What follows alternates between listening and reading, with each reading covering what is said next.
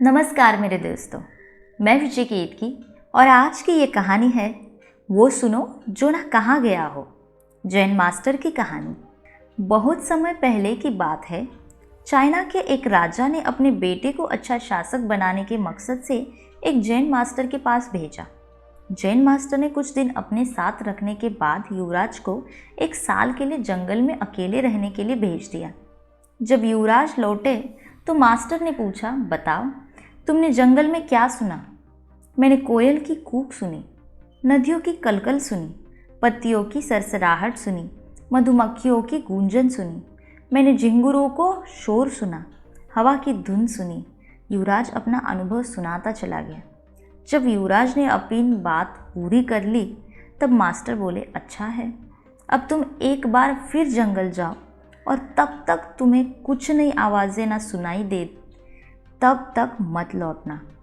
एक साल जंगल में बिताने के बाद युवराज अपने राज्य का लौटना चाहता था, पर मास्टर की बात को टाल भी नहीं सकता था, इसलिए वह बेमन ही जंगल की ओर बढ़ चला। कई दिन गुजर गए पर युवराज को कोई नई आवाज़ नहीं सुनाई दी। वह परेशान हो उठा। उसने निश्चय किया कि अब वह हर आवाज़ को बड़े ध्यान से सुनेगा। फिर एक सुबह उसे कुछ अनजानी सी आवाज़ें हल्की हल्की सुनाई देने लगी। इस घटना के कुछ दिनों बाद वह जैन मास्टर के पास वापस लौटा और बोला, पहले तो मुझे वही ध्वनियाँ सुनाई दी जो पहले देती थी, लेकिन एक दिन जब मैंने बहुत ध्यान से सुनना शुरू किया तो मुझे वो सुनाई देने लगा जो पहले कभी नहीं सुनाई दिया था। मुझे कलियों के खिलने की आवाज़ सुनाई देने लगी। मुझे धरती पर पड़ती सूर्य की किरणों, तितलियों के गीत और घास द्वारा सुबह की ओस पीने की ध्वनियाँ सुनाई देने लगी।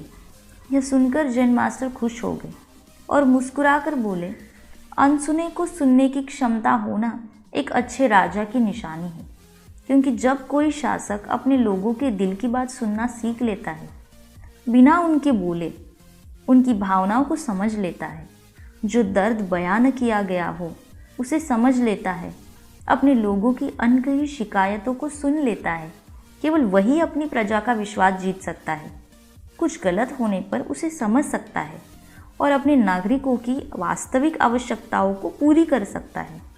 दोस्तों, अगर हमें अपनी फील्ड का लीडर बनना है तो हमें भी वो सुनना सीखना चाहिए जो नहीं कहा गया है, यानी हमें उस युवराज की तरफ बिल्कुल अलर्ट होकर अपना काम करना चाहिए और अपने साथ काम करने वालों की ज़रूरतों और भावनाओं का ख्याल रखना चाहिए। तभी हम खुद को एक लीडर की तरह स्थापित कर सकेंगे। धन्यवाद दोस्तों। ये आशा करती हूँ कि ये कहानी आपको ज़रूर अच्छी लगी होगी।